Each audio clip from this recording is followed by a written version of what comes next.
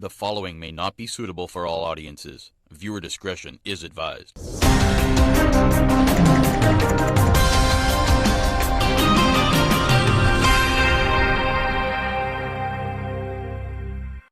Couva father demands answers after 2-year-old son drowns at school. On Tuesday, when Sheon Drakes, 31, got a phone call from his 2-year-old son's mother about an emergency, he never expected to get tragic news. Moments earlier, at around noon, the staff at a speech therapy school in Esperanza Village in Couva found his son Romelu Drakes motionless and floating in an above-ground pool. The infant, a student, was taken to the Couva District Health Facility where doctors declared him dead. Romelu would have turned 3 on April 23rd.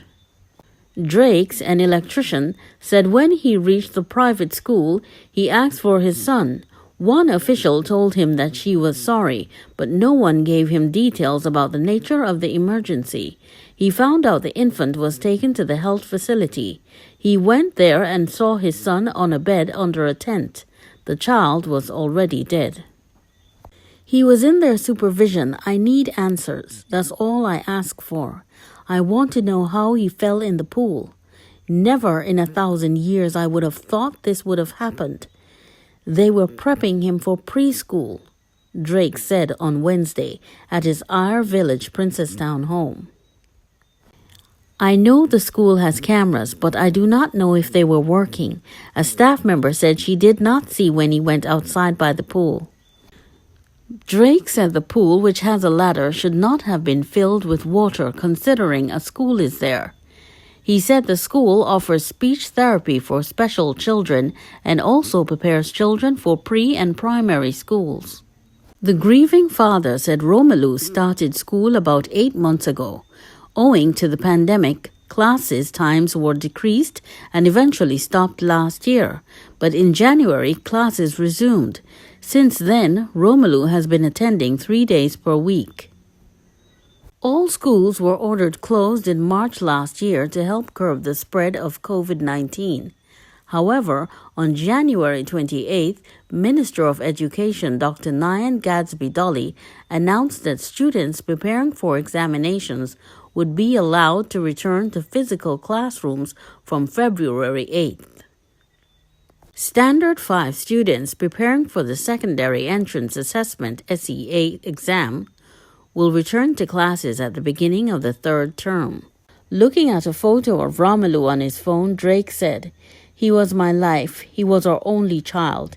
He was a very loving child. He hugged and played with everybody. I often dropped him off and picked him up after school."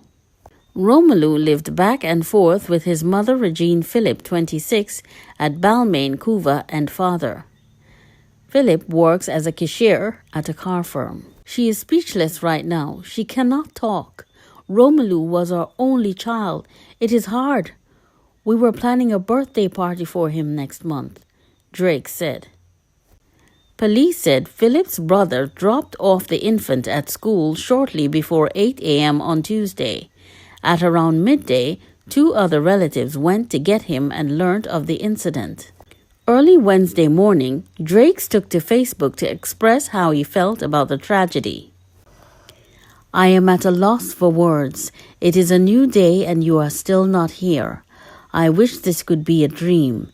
No parent should be able to bury their child. I am sorry I was not there to save you, baby. I know you were crying for me to save you, but I could not. The post read, I wouldn't wish this on any parent. Please cherish and love every second and spend time with your children. I haven't slept all night crying endlessly. I love you, Romelu Amani Drakes. Newsday visited the school on Wednesday, but it was closed. There were no signs on the building or the compound. Residents claim they knew nothing about the incident, saying they got the news on social media. On Tuesday, Central Division Police visited the school and interviewed several staff members. No one has been detained.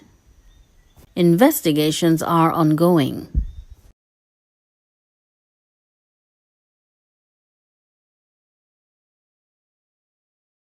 What's your verdict?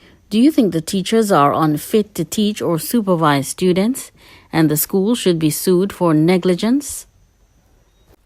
Or do you think this was an unfortunate series of events which led to the tragic death of little Romelu Drakes?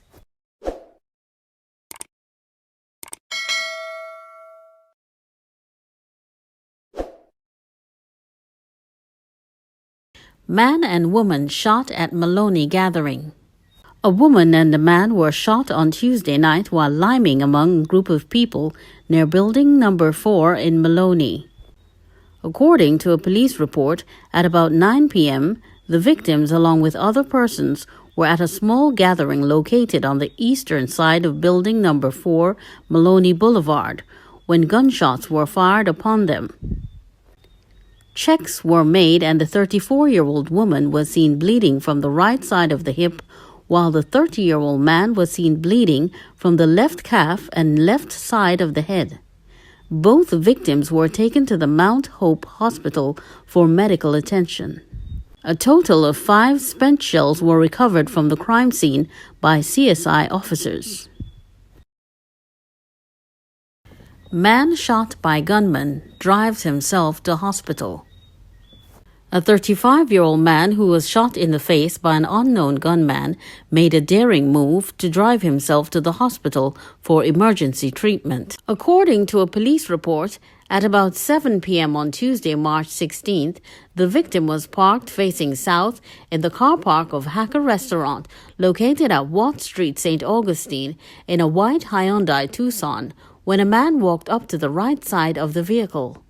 The victim, who was seated in the driver's seat, became fearful and began to sound his horn. However, the man reportedly whipped out a gun and shot the victim once in the chin.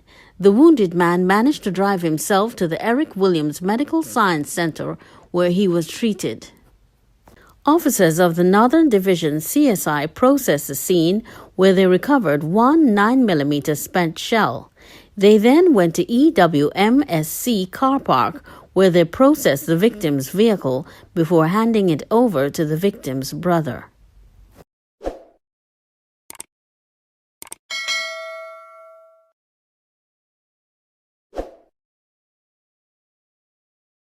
Two men die and 2 critical as pedestrian bolts across highway.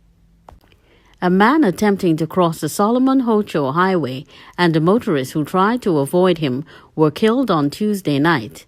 The collision occurred shortly before 7 p.m. near the walkover at Charlieville.